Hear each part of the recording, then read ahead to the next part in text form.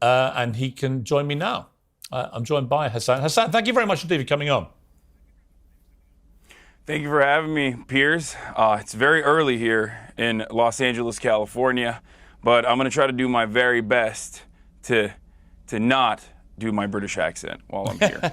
Well, I appreciate that. And listen, I appreciate you coming on. Explain to me why you consider me a stenographer for the Israeli government, given that in the last week, I think more than any other host in the world, I have given lengthy platforms to pro-Palestinian voices to articulate that side of the argument. No, I do have to commend you. You certainly have had more pro-Palestinian voices than the rest of the British media and certainly the rest of Western media in general. Now, as far as saying that you're a stenographer, I said that journalists are not supposed to be stenographers, and yet when it comes down to it, in most circumstances, in whatever conflict we may be in, there are stenographers for whichever party is aligning with the American State Department and the interests of the West in general. And Israel happens to be the one in this ongoing conflict. But it's interesting that you call me a propagandist, because I want to play you. This was your reaction to when the hospital got bombed. I'm a propagandist. Well, no. For the record. I'm not calling you that. I'm just saying. I'm going to play you. I'm saying I am. Okay. Well, then I want to. I'm saying I am. I just before want to you even play it. Okay. I'm going to play the clip. This is your reaction to the bombing of the hospital the other night. While I was in the process of getting ready for the stream, Israel enacted one of the singular worst strikes they have done thus far, and an Israeli airstrike hit the Al Ahli hospital in Gaza City, where thousands of civilians were seeking medical treatment and shelter from the relentless bombing campaign. Now, interestingly, when you were saying that, I was coming on air too. And I took a position based probably on 30 years of being a journalist, including running major newspapers, working at CNN and others, of waiting, of just saying, I think we should just wait and see what has actually happened here, get clarification, see who's actually to blame before we start passing judgment. You raced in to assume, as many people did, by the way, including the New York Times, BBC, mainstream media, and of course, most of the Arab world then followed, that this was clearly, indisputably, an Israeli airstrike on this hospital. And yet all the evidence now suggests very strongly that it wasn't, that in fact this was a rocket that misfired coming from a terrorist group inside Gaza. So my question for you is this. Why would you be so certain in what you said before you knew? Okay, so first and foremost, before we get started on this conversation, let's understand something very important here. There's no electricity in Gaza. Internet is patchy in Gaza. There's no food in Gaza. There's no water in Gaza. This is all by design. This is because Gaza is under a brutal blockade, a brutal occupation by the Israeli government. Okay? So that plays a role in the fog of war and the misinformation that gets spread. Having said that, however, you made it seem as though there is a certainty that this was 100% not an Israeli airstrike. No, I didn't. And instead, I literally just said it's not a certainty. Okay, sorry. I said the evidence is increasingly pointing to this not being an Israeli airstrike, and that is expert evidence from people who have no skin in the game at all. Yes. Well, I don't know which expert you're talking about, because I think Channel 4 did a pretty good job. As a matter of fact, I would say Channel 4 did probably the best job so far in analyzing everything that the IDF has said. But the reason why I believed, and I still do believe, that the likelihood is that this was an Israeli bombing campaign wasn't only because of the singular verifiable video, the phone video from the balcony that had all of the markings of an airstrike, the fact that the Israeli Air Force was enacting a bombing campaign in the region at the time, according to the Al Jazeera live streaming footage that everyone is using but doesn't understand, the fact that the digital media person for the IDF immediately came out and said that this was actually an airstrike that hit a Hamas target, and that he was sad that there were, casualties at the end of the day, but this was a Hamas target and celebrated it. And more importantly, I guess, the fact that this hospital had been bombed by Israel. This hospital had been bombed by Israel on Saturday. 22 hospitals have, as a matter of fact, been bombed by Israel since this last saga in the occupation.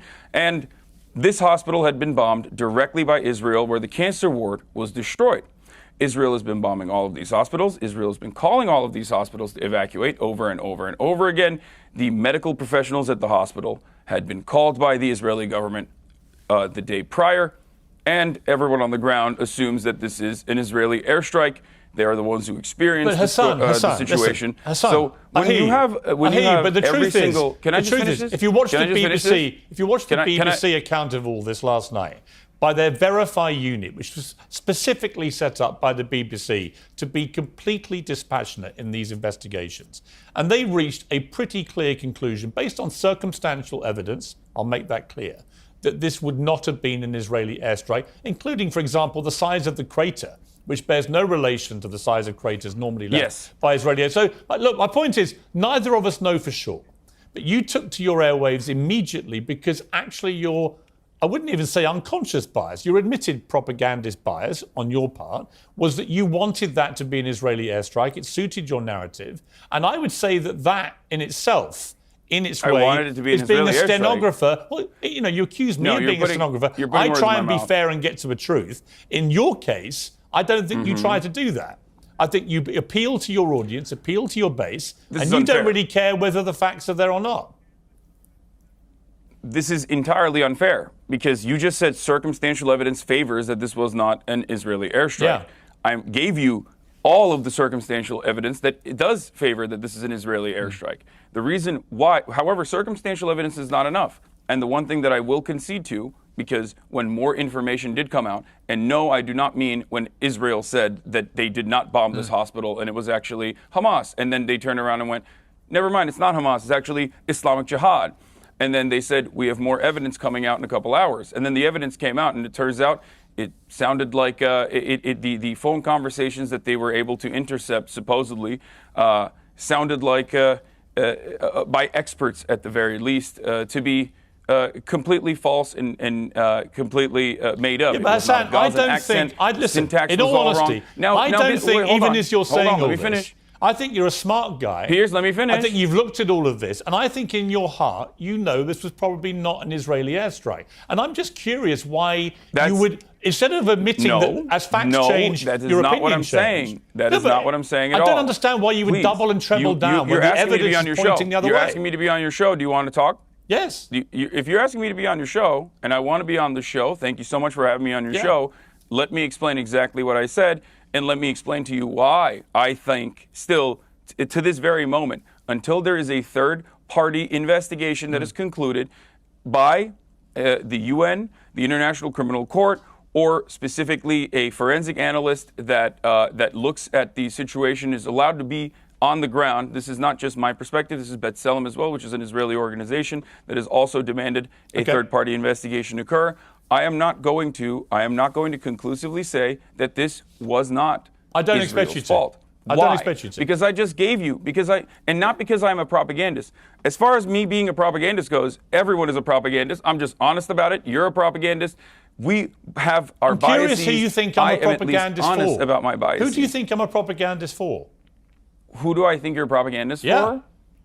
Whichever every media person is doing propaganda. But who for? I've got to be doing it for somebody. You think it's a bad word? I don't. That's just the difference. This is a semantics I think it's actually quite a serious charge. Hassan, I think it's a serious charge to level, not as a podcaster, but as a journalist who's broadcasting around the world, who has a reputation, I believe, for being fair and impartial, actually, on these issues. It's quite a charge to just say, I'm a stenographer for the Israeli government, or I'm a propagandist. I don't think there's any evidence that I'm either of those things. I'm curious who you think I'm doing the propaganda for. While we're having this conversation, 3,000, Piers, while we're having this back and forth, 3,840 Palestinians have been ruthlessly slaughtered in the last incursion into Gaza. I feel like this is an incredibly selfish, self-centered conversation to have. You asked me to be on here. You wanted to hear my perspective. I'm willing to give it to you. I don't want to talk about I don't want to talk about Noam Chomsky style manufacturing consent conversations about how the media is operating in the behest of capital. You were the guy. Listen, I think you were the guy that called me. There are dead people. Listen, Hassan, I only asked you because you're the guy that called me a propagandist and called me a baboon in a suit. I was curious as to why. You don't want to say who I'm doing the propaganda for. We'll move on. I agree with you. There's a bigger picture here. Let's move on. Let's take a short break. Hassan, let's take a short break. I want to come back. I want to talk to you about what happened on October the 7th, get your reaction to that. Welcome back. Hassan Piker is still with me. Hassan, I want to just play you a clip of something that you said about the October 7th terror attacks, and in particular, the attack at the music festival, which killed 260 people. Look at this guy. You know what shouldn't happen? Killing 260 people at a music festival. No, you're right, man. That just happened on its own because, bad guys wanted to do bad things. You're right. Dude, if they subjugated you to a open-air prison your whole life, you're going to break out eventually when you realize that there's no other way to get out of it. I mean, it sounds to me there, Hassan, that you are in some way saying they had it coming. Were you? No, I wouldn't say that they had it coming. I think that Michael Brooks used to say, analysis is not justification. And while obviously civilian casualties and horrific barbaric acts that were committed on October 7 are completely unacceptable, the important thing to make sure that it never happens again is to analyze what are the conditions as to how it happened to begin with. And I think Ehud Barak is going to be on in a little bit as well, or maybe he's on before me. Yeah. And I'm almost certain that while he has held the keys to the conversation and held the levers of the power in this conversation in many key and critical points, I would go so far as to say that he is among many others who also recognize that the Bibi Netanyahu administration is responsible. This is not just my assessment. This is 85% of the Israeli population's assessment at the time. This is years and years and years of refusing to negotiate with the Palestinian Authority.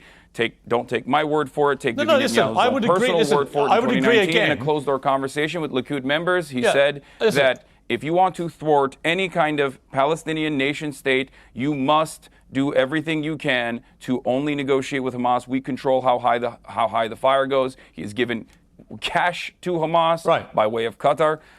There is no bigger fan of Hamas than Bibi Netanyahu, which I hope one day you can maybe interview, and then you'll ask him to. No, I actually did interview him a few months ago, and I did actually spell out to him that there have been a lot more Palestinian deaths this year so far, up to the point of the interview, than Israelis, and what he intended to do about it. He said then he didn't believe in collective responsibility, which is now this hot phrase in this whole crisis about whether you would hold all people in Gaza responsible for Hamas. Interesting to see if when they. Can I ask you a question? Let me just finish my point. If they do then launch a ground invasion, it'd be interesting to see if they keep to that word. You know, I'm not a defender of what Bibi Netanyahu has been doing in Israel. In the last year, his attack on the credibility and integrity of the Supreme Court, I think, has been a disgrace. And I think it has fractured society in Israel. I also think that it's caused so much social unrest and had such big protests that you could argue it's taken the eye off the ball of the people who should have been defending the border because they've been trying to sort out what's been going on domestically, internally inside Israel. So I think it's a catastrophic failure of intelligence, of security, of defense, all of those things. I'll be amazed, frankly, if Netanyahu survives this. So I'm certainly not here to defend him, even if you do view me as a stenographer for his government. My question for you, I think, is this, is that I've had a lot of problems trying to get people on the pro-Palestinian side to separate two things. That you can say, as I believe and you believe, that the Palestinians have been maltreated for decades.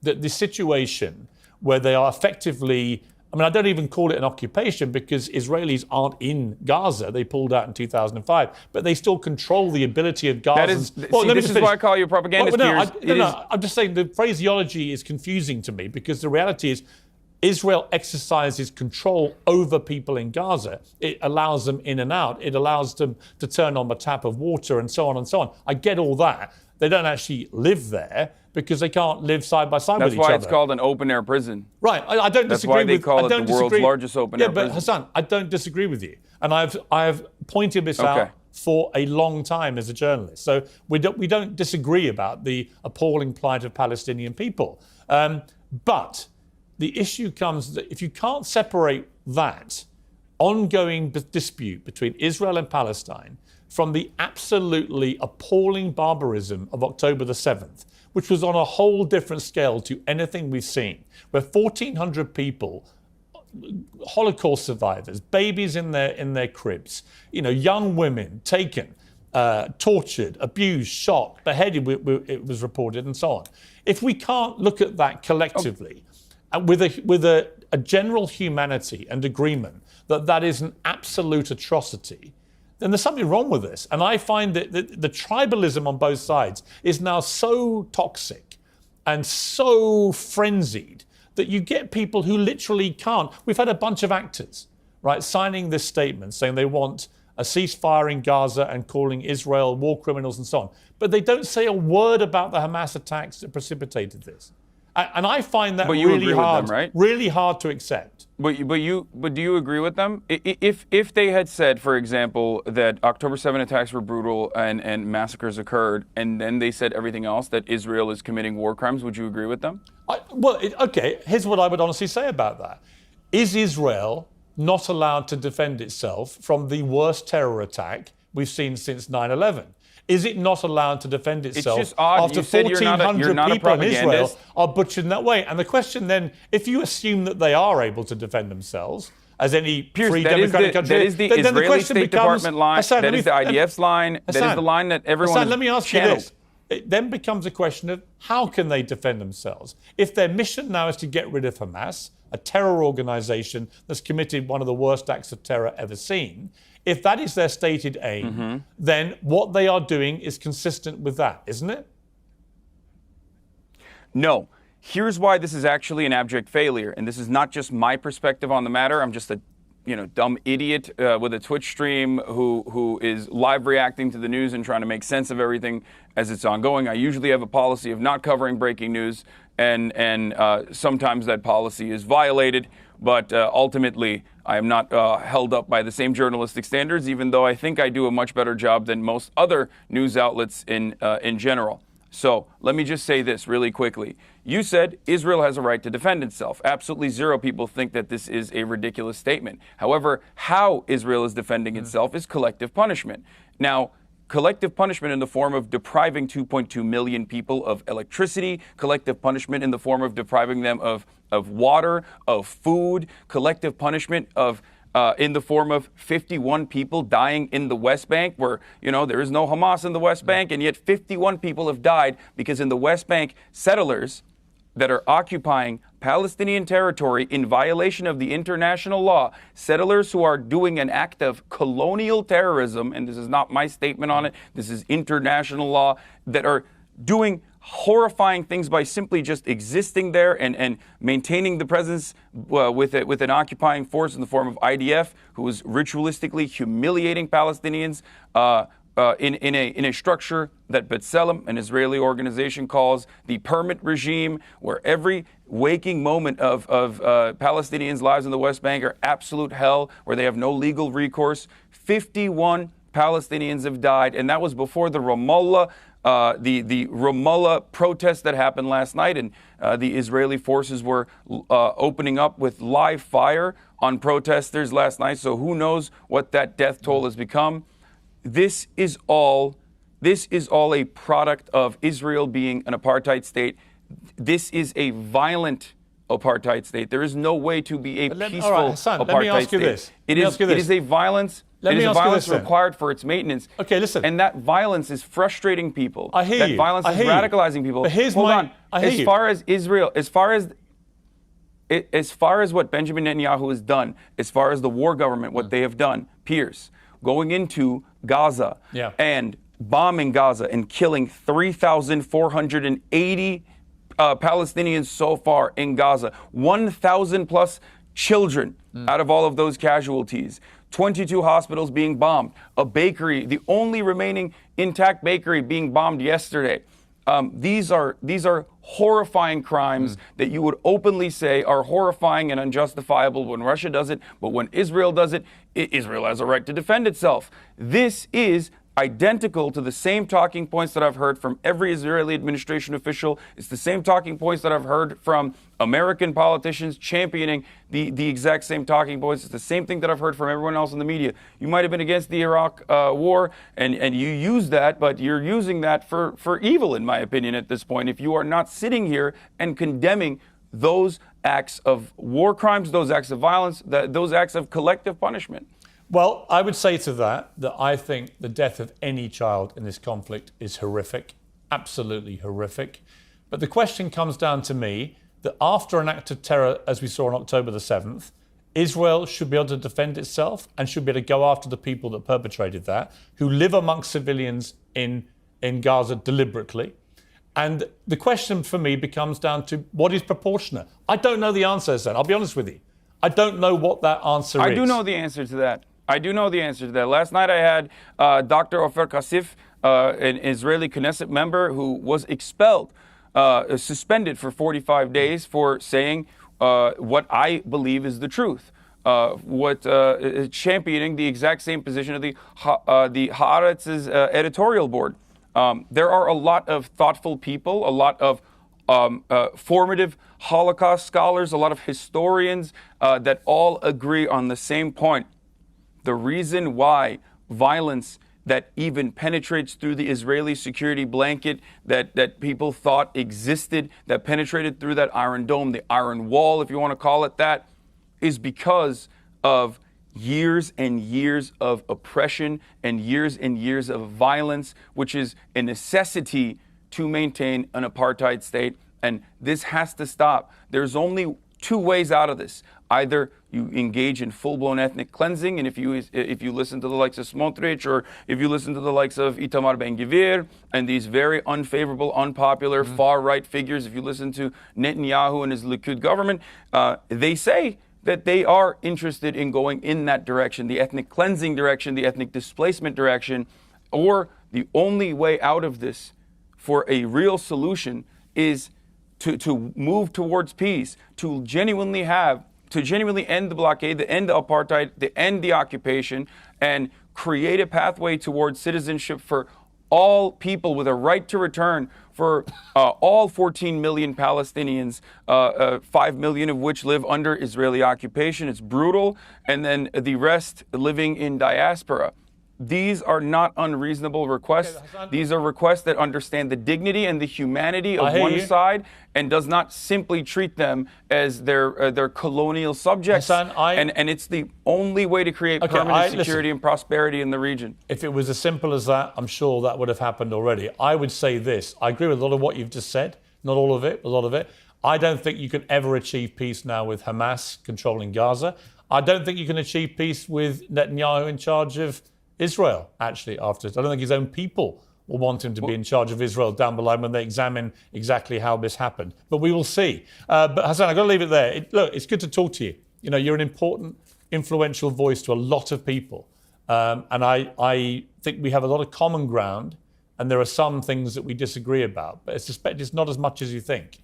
You know, I do think that the core problem here has got to get resolved in a way that's been completely ignored for decades. And until it gets resolved, until the plight of the Palestinian people is resolved, until all these young people in Palestine feel there's some sense of hope and they can get out of what effectively is, as you say, a prison camp, then nothing is going to change.